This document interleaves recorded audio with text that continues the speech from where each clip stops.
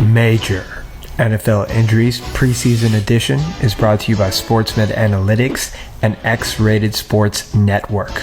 Achane, calf strain, average 1 to 3 weeks. Running back position has a 25% higher re-injury risk the first 4 weeks back, likely playing week 1 with a 10 to 15% performance dip and a mild Achilles rupture risk. Justin Jefferson, hamstring, back in practice today. Data projects a 10% re-injury risk and no dip by week 1. Malik Nabers, 12 days out. Reports say back strain, likely ready to play week 1 without dip. Chronic toe carries with it 11% re-injury risk next 11 weeks. Matthew Stafford, back in practice today. Amortal rejuvenation chamber likely provides some short-term relief. Epidurals implied disc herniation, susceptible to re-aggravation with rotation. Data favors playing week 1, high re-aggravation risk. Scary Terry, off pup, 3-week ramp-up decreases soft tissue injury risk. AJ Brown returned to limited practice times 2 last week, followed by 2 back-to-back do not plays. Raises concern for setback, but doesn't confirm this. Athletes with 3 or more hamstring strains carry a 15 to 30% recurrence rate. Rashee Rice, data projects 90% of pre-injury baseline by week 1. Recent groin strain reportedly low severity, if so, would not cause further dip. Brandon Aiyuk, week 6, likely realistic. Data projects 85% efficiency initially. Last 6 games of the season projects for 90+%. Joe Mixon, extensive foot and ankle history. Data favors him being out week 1, high re-injury risk. Cheetah, oblique, likely wouldn't cause any missed time or dip by week 1. 24 statistics dip was related to wrist injury, now status post-scapholunate surgery. NFL wide receiver data favors return to pre-injury performance by week 1. Jordan Love, low concern, non-throwing hand. New surgical technique allows for a return in 1 to 3 weeks. May affect handoffs, but likely not passing. Expect near full go by week 1. McConkey returned last week. Diagnosis not released, but most soft tissue injuries would have a 5 to 10% in-season risk. Josh Downs averaged 2 to 3 weeks, but severity heavily varies. Each missed week in preseason correlates with 5% increase for in-season risk. Jayden Reed averaged 4 to 5 weeks. Data favors playing week 1 with decreased burst, cuts, push-off, separation, yak, and jump stability in the first 4 weeks back. 15% re-injury risk. Landon Dickerson reports suggest meniscus trimming, very likely ready week 1. Data favors rapid return to pre-injury level, typically by 6 weeks post-op or around week 2. Suspect little to no impact on Barkley's rushing. Tyjae Spears averaged 3 to 4 weeks. Data favors playing week 1. Running back averages 4 to 6 weeks to ramp up volume and statistics. Data favors tapering re-injury risk 8 weeks post-return. Shadeur Sanders averaged 2 to 3 weeks. Suspect decreased throwing velocity, deep balls, slower release and accuracy. Pain peaks on follow-through. 10 to 20% re-injury risk for the first 4 weeks back. Quentin Johnston, concussion. Fortunately, no fracture or neuromuscular deficit. Reports suggest entering concussion protocol averages 1 to 2 weeks.